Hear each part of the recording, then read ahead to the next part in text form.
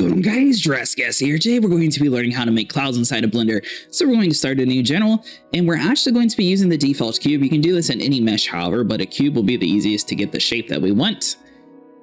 So once you click S to scale the cube up a little bit, head over to your scene tab. It should automatically be defaulted, but it'll be the second option. Scroll up to the top and swap it from the Cycles engine over to Eevee.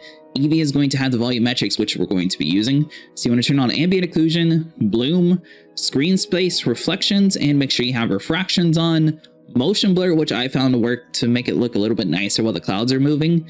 And for the volumetrics, it's going to depend on your system. The default is 8. However, if you turn this down to 2, it'll look a little bit more defined, but it's going to be a lot more taxing on your system. So either do 8, 4, or 2, depending on how your system does it. I recommend doing 2 and seeing how it works from there. So we're going to do 2 in the sample size. You can crank this up pretty high. We're going to have ours at 256.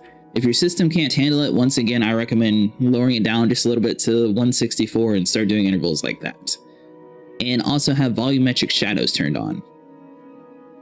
So now that we have all that set up, we're going to head over to this light real quick, and we're just going to make this a sun and swap the strength down to about 8 or so. That way it just looks a little bit more natural for later on.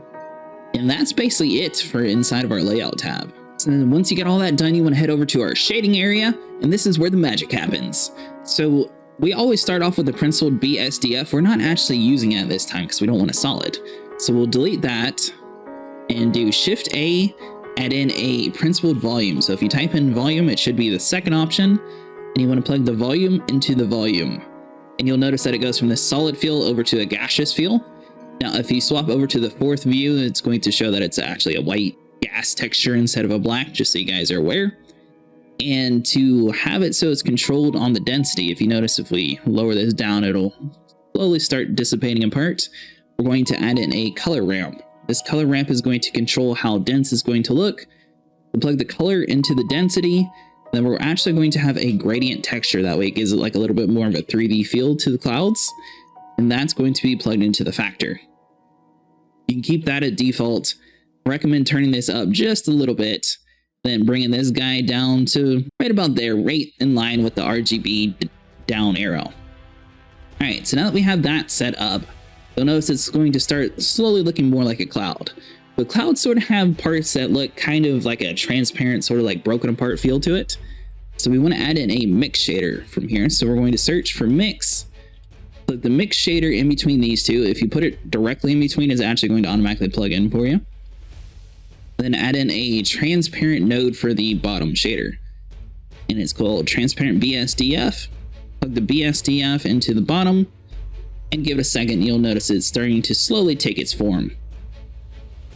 Now we still need to add in some noise, that way everything actually starts breaking apart.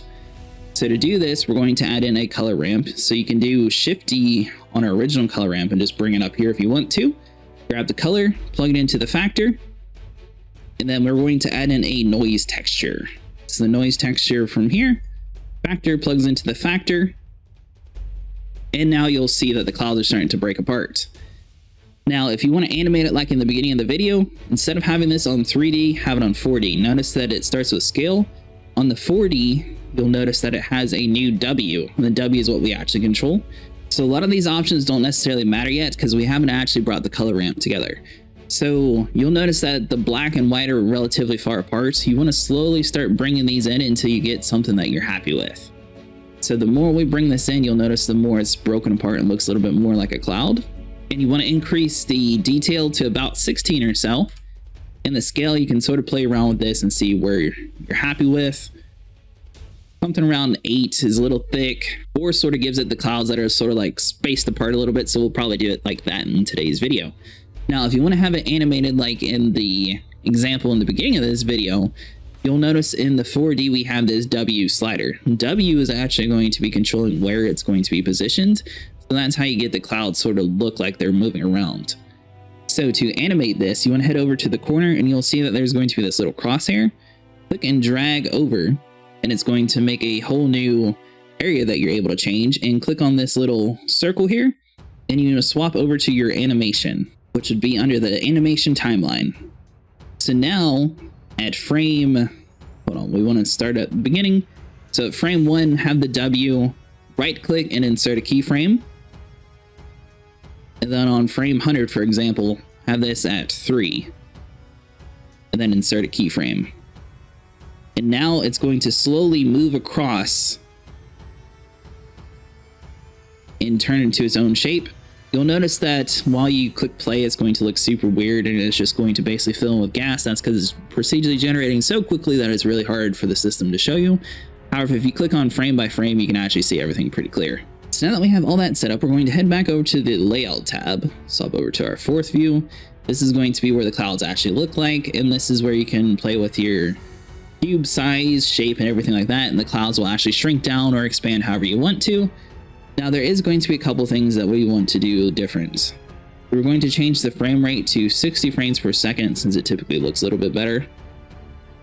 And this is also where you can have it set up as a PNG, or if you can have it in a video file if you prefer. Now at this point, if you click 0, the camera is going to just sort of snap into roughly the center. We started with the base location, so it's already going to be looking at it. However, if you didn't have that, you would want to select on the cube, do Control Alt and 0, and it would snap the camera over into the area. So now that we're inside the camera view, you can sort of see the clouds. So we did actually change the scale to about 6.2. It was looking a little too thick, so now this one is a little bit more spread apart. I think the clouds actually look pretty good for us. And if you skip across, obviously it is going to be generating.